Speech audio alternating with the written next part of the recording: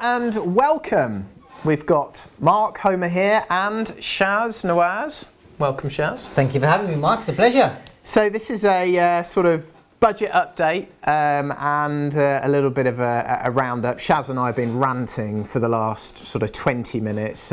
Politics, economics, a little bit about the budget, lots about politicians. Shaz is one of those, but I have to be... You enjoy those conversations, though, don't you, really? Let's be honest. Yeah. I do. I get wound up with it all, but I like a good debate, Shaz. You sort of... Well, it's interesting, isn't it, to have a different view, isn't it? And it is, reconcile and then compromise. Absolutely, and you can have opposing views on different sides of a debate and remain friends and remain, sort of constructive in your arguments, which I certainly value. Well, I think if you're surrounded by people who just think like you, act like you, behave like you, then you're not going to be that well-rounded, and you're not going to broaden your horizon and your scope for thinking about things. You engage in groupthink, which is herd mentality. Not good for anyone. Yeah. Okay, so Rishi has jumped up at the dispatch box today, and he's announced various things. None of them massive or sort of, earth-shattering in terms of taxation or sort of fiscal changes, but there are a few things which specifically affect property investors and property development. So I'll start rolling through them. We can discuss them. So the first one is he says he's going to put 24 billion into housing, 11.5 billion into affordable homes, which should generate about 180,000 new affordable homes. Of course, with this, as always, the devil is in the detail. How much of this is old money that is being recycled? I don't really know. Is 180,000 new affordable homes going to make a massive difference? Probably not, considering I don't know, maybe we need 400,000 or 500,000 new homes every year. And what is this 180,000 new homes? Over what period is this? So as usual, it's probably a bit of a drop in the ocean. Is it going to affect prices therefore? Probably not very much. Is it going to affect rents? Probably not that much. Any thoughts, Shaz? I know you're sort of quite into the affordable sector. You're interested in it. You sort of like it. Any thoughts on that? I think this whole wording about affordable is very warm and fuzzy to some extent, because what is sold out to be affordable, really, Mark, isn't affordable to the people who can't afford these homes. Shaz, you sound like a politician. I've been around them for too long, you see, so I'm observing and learning. But seriously, so most of these houses which are branded as affordable aren't affordable. And if the government, any government by the way, could be any colour, is serious about addressing the housing crisis and situation, then I think that they need to move away from affordable homes and have a different and new criteria, which takes us off on a tangent. But I think some of this, you're right, the detail comes out in the next couple of days, which is really where you get to find out what the budget's really about, because these are just headline figures and statements. But you're right, some of it's going to be old recycled stuff, and some of this is old ideas, really. Mm. It's funny you say that, actually. I was away on holiday last week with my wife's sister, and she lives in... What, with your wife's sister and your wife? Yes. Okay. And various other people. Okay. So she'd been my sister-in-law. Okay. She lives in I think it's an affordable home in Cambridge. Housing Association owns part of the equity, and she owns the other part. Yeah. It's all sort of gone up and gone quite well. However, the rent on the equity portion of the home has something like doubled, and she's really pissed. Yeah. I can imagine, yeah. And she's like, it's not affordable. Yeah. And this is supposed to be a housing association, and I sort of didn't quite realise that's how it worked, but that sort of chimes with what you've just said. So I don't know, if you want to rent, maybe buy or if you're going to rent, just rent, because she's put quite a big deposit down for this.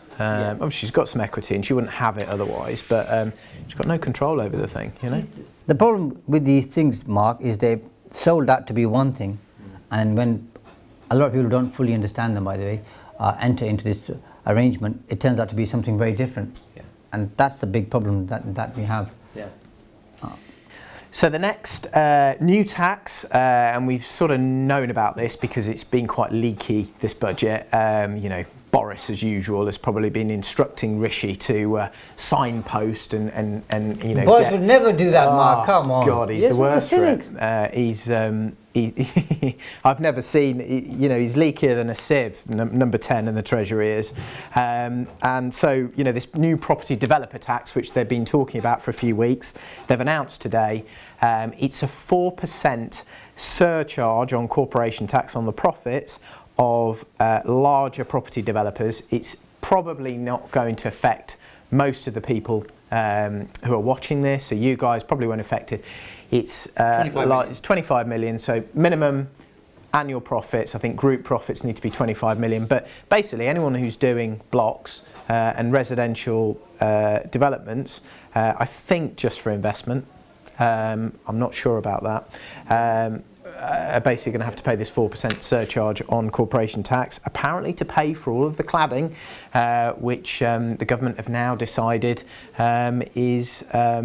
needs remediating, and was a mixture of sort of the wrong stuff put on, the wrong wall build-ups, and also the goalposts now changing since Grenfell. It's a bit of a mess, all of that is. I've just been through it on 2 developments, and my God, all the insurers and the mortgage lenders, they are all over it. I think another sort of important theme during this budget period, which we've just been discussing, is inflation. Loads of people are screaming about inflation, and obviously it's on the Monetary Policy Committee at the Bank of England and the Treasury's radar.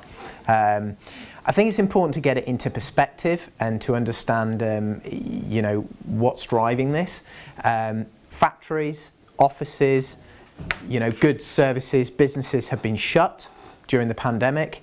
Our economies have all opened, we're now moving around, we're now spending as we used to, and the supply chains, all of these sort of businesses, their stocks are lower, therefore there is a huge supply side shock, and when there is not enough supply of something and the demand is the same or greater, the price has to rise. It's just simple economics. Price rises equal inflation. So this was always bound to happen. It's like, after World War II, you get we had a period, there was a massive supply side shock where demand suddenly opened up. You got the sort of roaring 50s, and the factories, they got rolling again. It was even worse then because the factories had to sort of retool and start making planes and tanks and all that sort of stuff. But it took a while to sort out the supply and to get it rolling again. It's not going to take as long this time to get the supply back to where it needs to and to move all the containers around the world, to get them in the right places. To get a container from China was something like 15 grand before the pandemic. It's now something like 15 to 20,000. So, how long does this go on? Well, I've heard various estimates. If you I spoke to a Porsche dealer who are having problems getting parts. They think by Christmas that will have eased. But you can imagine into next year this is going to ease. And anybody who wants to make money, all they need to do is open the taps, turn up the supply and get the factories rolling. And that's happening. So whilst inflation has picked up, and I think we're at just over 3% at the moment, and I think it could get to 4% next year. That's what they're saying, aren't they?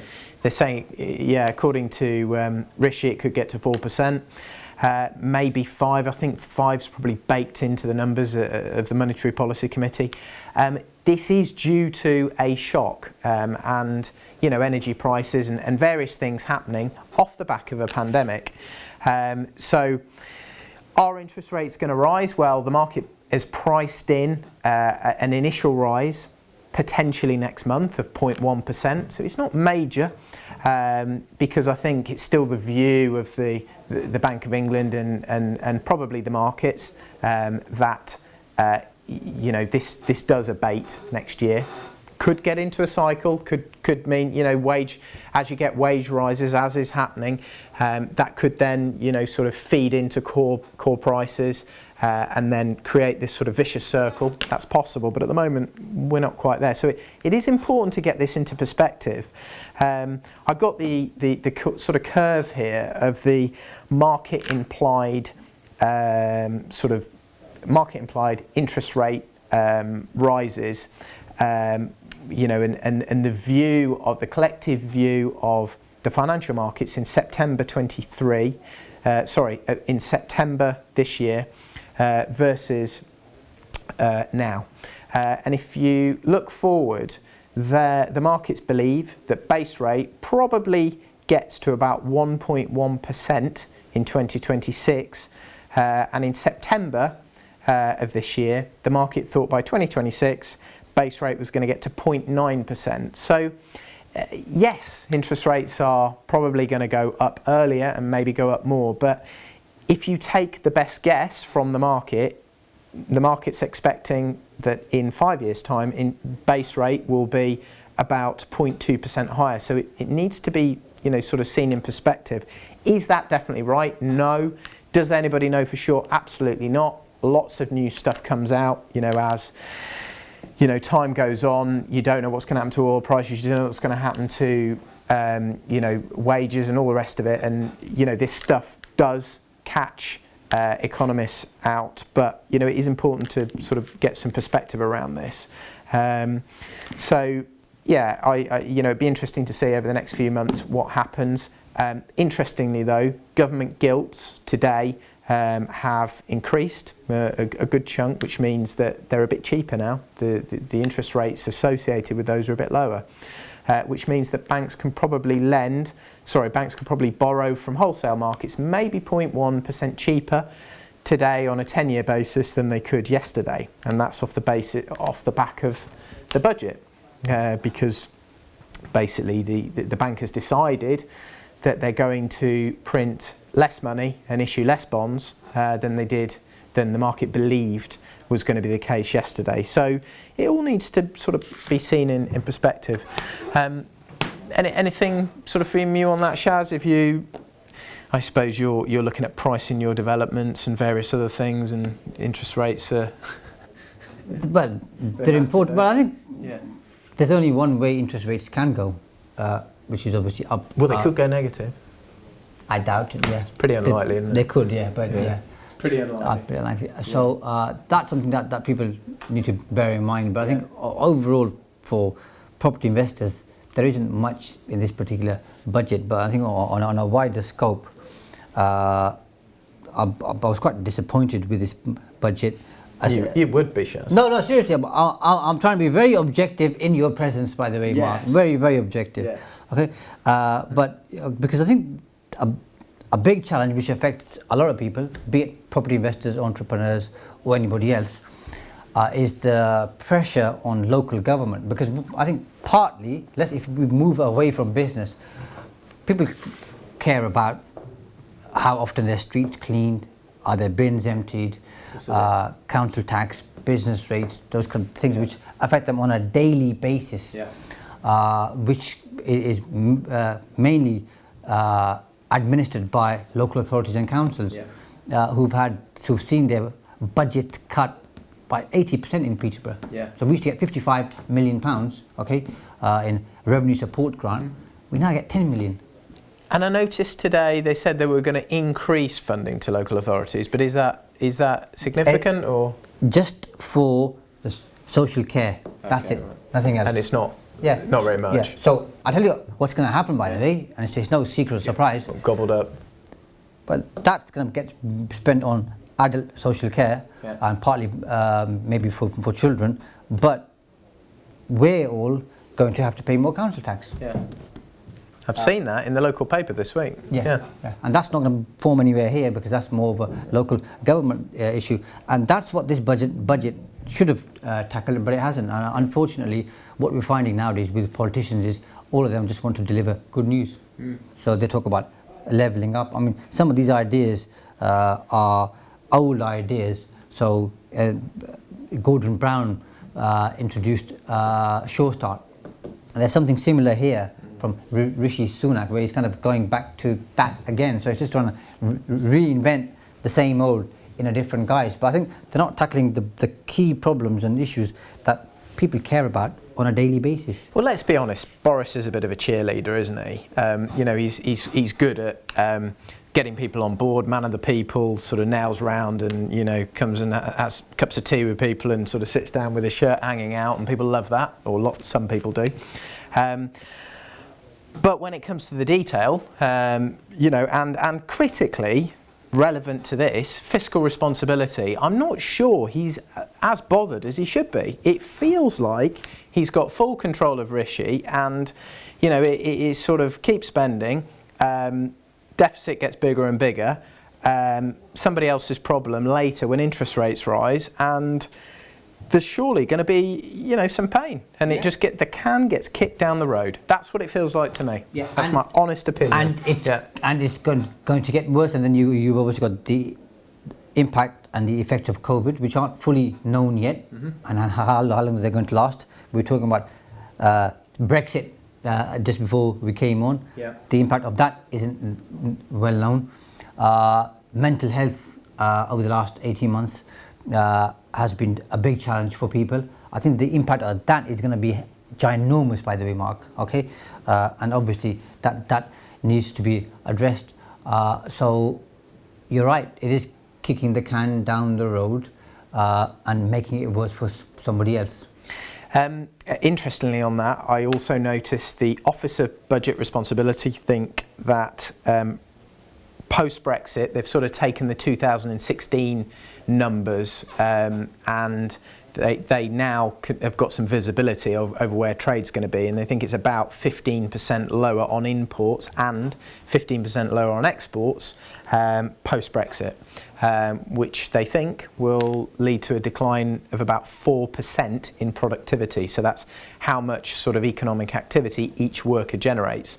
So that's obviously something to sort of think about. Even more reason to get the company investing in mechanisation, in sort of digitisation and systems, processes, and efficiency to make each worker more productive. Didn't see much in the budget about that. Obviously, there was this sort of super, capital allowances announcement in the last budget, but I think in reality, there are so many ifs and buts. We've been through it. I'm not sure it's going to make that much difference. One interesting thing that I saw was there's going to be a 50% rates discount for hospitality, which should cover your serviced accommodation units. Yeah. So that's relevant and welcome. So for those of you who've got serviced accommodation units and you're paying council tax, I don't know, you may decide, you should be paying business rates anyway, and you may decide to sort of get the VOA in. I think quite a few people probably gets rates relief. Did that because when there was the £10,000 grant being offered last year, I think quite a few operators moved towards business rates. So, and if they have, by the way, then this is obviously going to be very welcome news for them. Yeah, and small business rates relief as well. So you may get away without sort of anything at all. And interestingly, off the back of this, all of this information goes into the pot, and it's sort of, you get a sort of boiling down, and you get this sort of crystallised result. And if you look at the stock market and you see how it reacts, you can pretty much see how the sort of collective economic voice or thinking process is. As a response to what the budget is. And if you look at all the house builders today, Persimmon, Taylor Wimpey, Berkeley Homes, Redrow, the shares are all up about 1%, over 1%. So the market likes this for property development. In terms of investment, the big landlords, they look like they're up a little bit as well. So all in all, not a bad budget for sort of investors. Obviously, more news will probably trickle out, more analysis. The devil's in the detail. Always is. Yeah, and there's 1.8 billion being made available to buy 1,500 hectares of brownfield land. So I assume that's to build residential property. And that, I presume, is all part of this 24 billion for housing. Yeah, they won't be double counting, will they? No, It'll all be in that. Yeah. Yeah. But we'll have to So, look at the detail on that. brownfield sites that have been previously in use. Yeah. Maybe they've had buildings on them, or other uses, car parks, whatever. So, it's always good to use those sorts of sites because you're not going to upset as many people. Because you're not tearing up the green belt, so they'd always like to call it. We'll encourage development on brownfield sites because you upset less voters, and that's what all these PD schemes are about. Obviously, you've got all these permitted development rights. They're now active. Lots of that is being done. I don't think the market fully understands all the implications of those. So there's opportunity there. Along with the amendment to planning use class, which happened a while ago, but if you look now, most buildings are in Class E, and they don't require planning consent, most commercial buildings, for change of use within Class E. So you could have sort of retail in there, you could have an administrative centre, you could have an office, you could have an estate agency, all that sort of stuff. It's all bundled up into one use class now, which is very useful. So you maybe sort of buy one, leave the ground floor sort of as a commercial unit, but especially in the town centre, because I think local authorities aren't keen to lose retail on the ground floor, or at least part of the ground floor, so it makes the conversation easier. But you could change the retail away from retail into maybe an office or a community hub, or I'm just talking to sort of one of those type, a big tenant at the moment, and I don't need to apply for planning consent. It would be used as a sort of business hub, and it used to be A1 retail. So, buy those and then convert the uppers using other permitted development rights. So sort of sidestep, have a sort of watered down, use a watered down sort of planning process rather than a full planning application. I'll tell you what's interesting though, there was a lot of talk about addressing inheritance tax, capital gains tax, and Rishi's kind of stayed away from that because he's probably had a stay, as you said, from Boris Johnson. But you can just imagine it. He'll have come out with all the stuff he wants in terms of putting taxes up, and he's gone into Boris's office, into number 10, and about, no, and just put a line through it all and just told him to go away. I mean, is that what it feels like? I think so, yeah. I mean, this is Boris's budget again, isn't it? Yeah. Well, Boris would have said, Rishi, this sounds like a Labour budget. You need to change all of this stuff here, take all these bits out, okay, and make it sound like good news. But I tell you, what's interesting though, and I think it's going to be interesting for our listeners and viewers, is, inheritance tax doesn't bring in that much money. And it's deeply unpopular. Very unpopular because it appears to people that they've worked hard all their lives, and then at the end they've got to then pay, but they've paid tax throughout their life, be it income tax, corporation tax, possibly some capital gains tax, and then they have to pay inheritance tax. But an alternative view is to have some form of a wealth tax, which is if you reach a particular level of wealth, be it 5 million, 10 million, 20 million, whatever, you have one kind of exit charge of a certain percent on that wealth, which doesn't affect everybody, but affects the top 5, 10, 15% of the population. What are your views on that? Without knowing the detail, because it's not policy. Clearly, Shaz, I think it's manifestly unfair. I feel like, you pay taxes all those years to generate that wealth, and then you're sort of, I could say double taxed, but you're double taxed anyway. You're taxed a third, a fourth, a fifth time on the money that you've already paid tax, on to generate. What about all the people that don't have the income to pay that? Have they got to then sell assets to cover that? You've got lots of old people, retirees who might have an asset base. It's generating an income. Is that fair? I presume that exclude farmers. What about people's own homes? It would just drive more people putting more equity or generating the equity into that. And if you're going to sort of have some sort of wealth tax on people's homes, what's going to happen to, are people going to have to sell their homes? Like you have to sell sort of estates and things like that when, there's people die and they have inheritance tax. So yeah, I'm bound to say it's unfair. You know, and I think it's a real. It's just another reason why people are going to be put off generating wealth, generating jobs, generating new businesses, and why they're going to be more interested in basing themselves elsewhere. So is your view that we should possibly scrap inheritance tax and not have anything to replace it and leave it at that? I'm so conflicted, aren't I? Because I'm bound to say yes, but of course on the other hand, how do you pay for all this stuff? If this was me, Shaz, I would reduce public spending massively, far further than George Osborne ever did, and I'd reduce tax, and I would create, you know, an economy that goes a lot faster. There's far higher investment, and you generate tax from increased economic activity. There's the Laffer curve. I don't know, you know, if you look at the Laffer curve, you know, it gets to a certain level of tax. You know, I don't know where it is, but let's say it's 50, 55, something like that. And your tax, as you go beyond that, your tax receipts actually reduce because economic activity reduces, you know, and people base themselves elsewhere, and they spend most of their day trying to work out how to, and we've gone beyond that. You know, so it's counterproductive. That would be my view. Inheritance tax, I think, only affects 4% of people. So of course, income tax is the easier one, isn't it? Because you add, well, you got more people, haven't you? Yeah. NI, you add whatever they did with NI. That's the biggest. You do that at 1% or whatever, and it just hits a far greater number of people.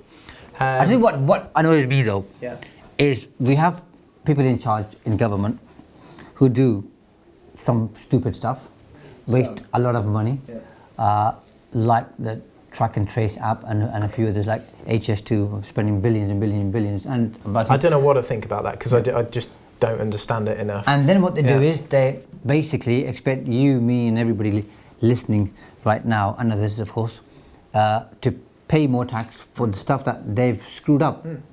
I think that's grossly unfair. It just continuously feels doesn't like matter if you're Labour, Tory, Green, Lib Dem, whatever. It'd be wasting all sorts. Do you know what I mean? They're continuously wasting all sorts. And that's what I think a lot of people hate. I think the other thing that you talk about, I think reducing tax, because I have this conversation a lot with people. You know, what if tax were at 10%?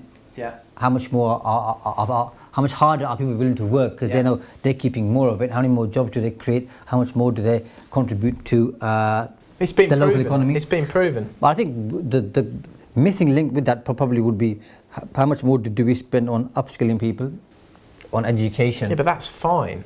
If you spend it on that sort of stuff, it's fine.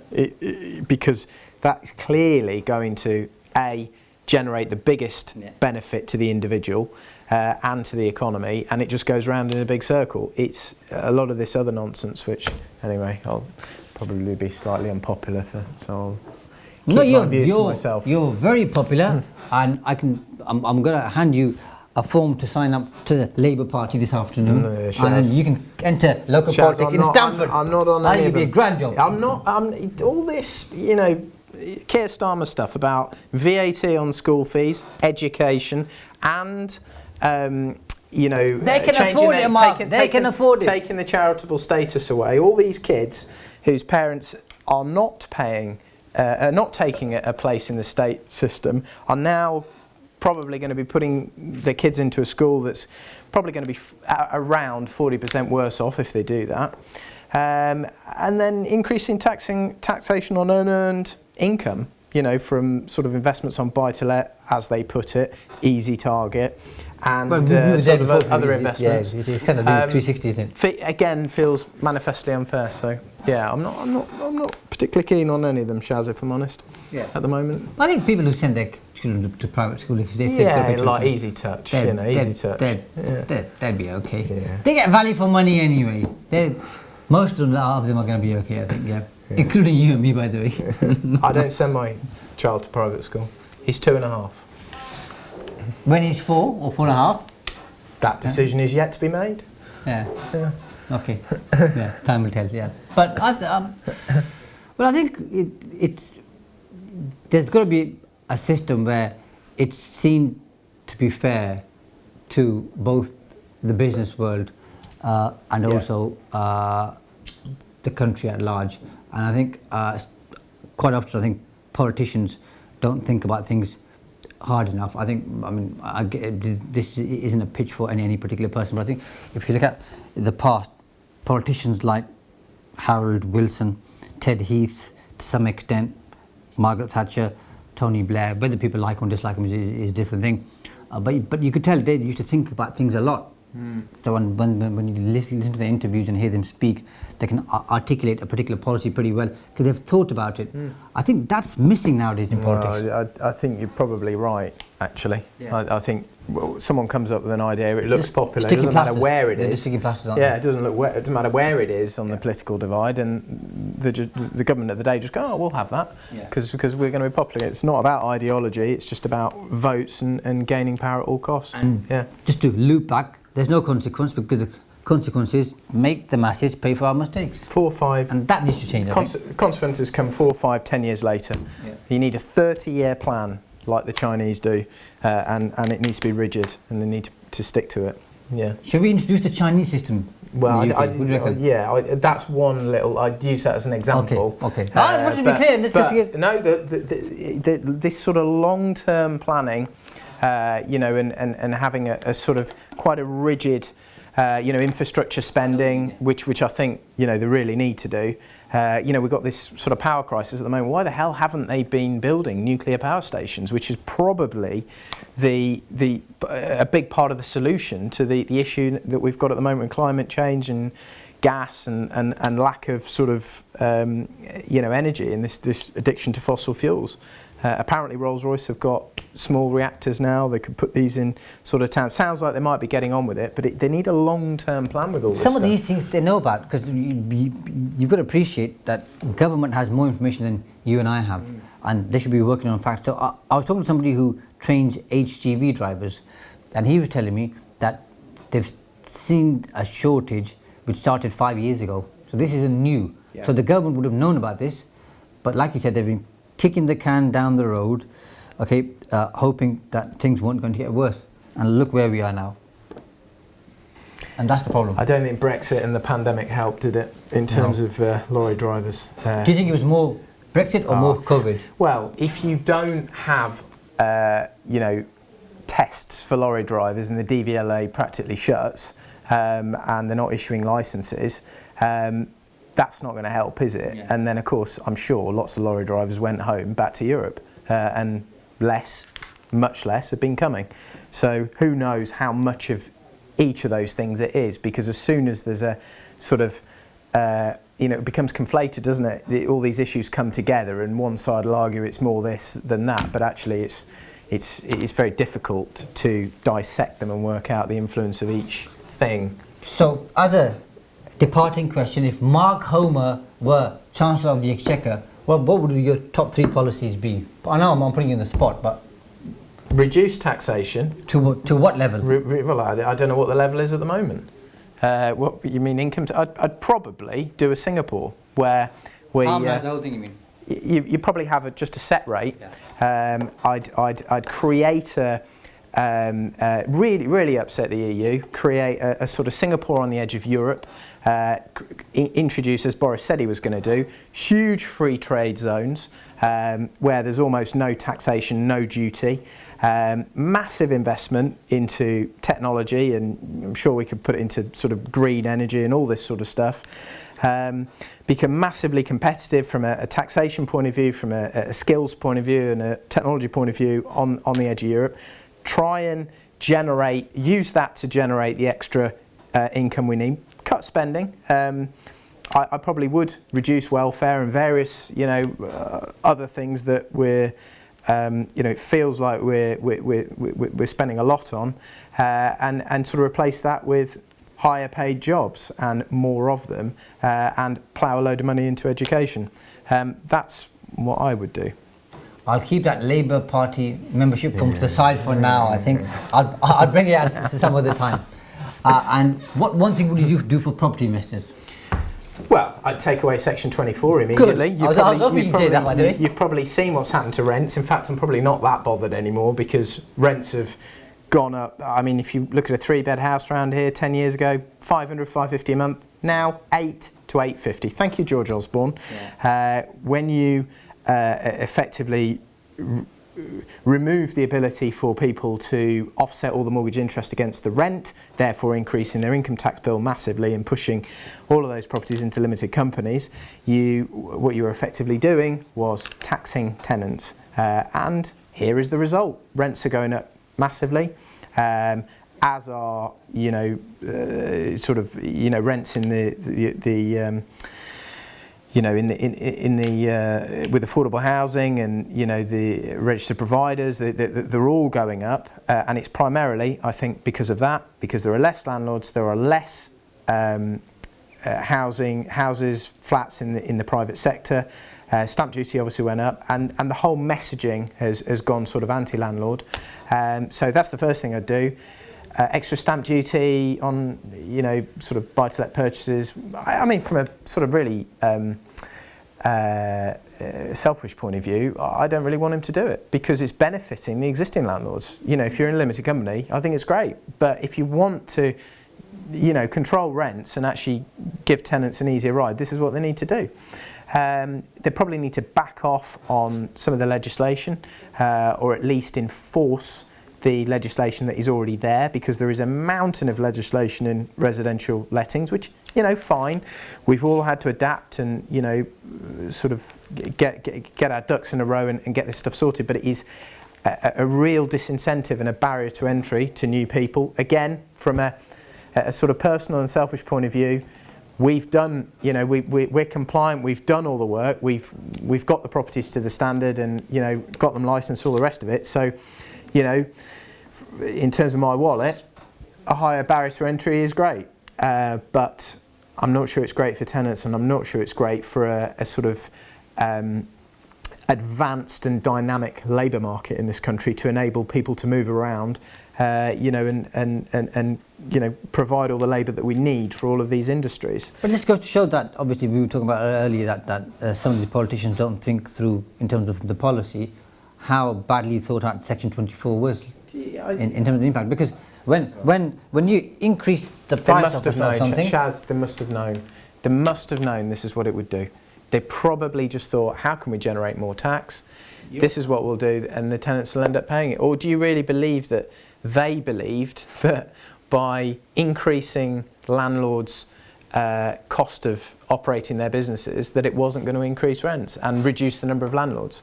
I think they would have thought landlords may attempt to increase rent. Yeah. Tenants won't pay any more rent, so the landlords, who are the greedy guys who've got loads of money making hundreds of millions of pounds, are going to have to fork out for the cost themselves. Or perhaps that was the hope in Mr. Osborne.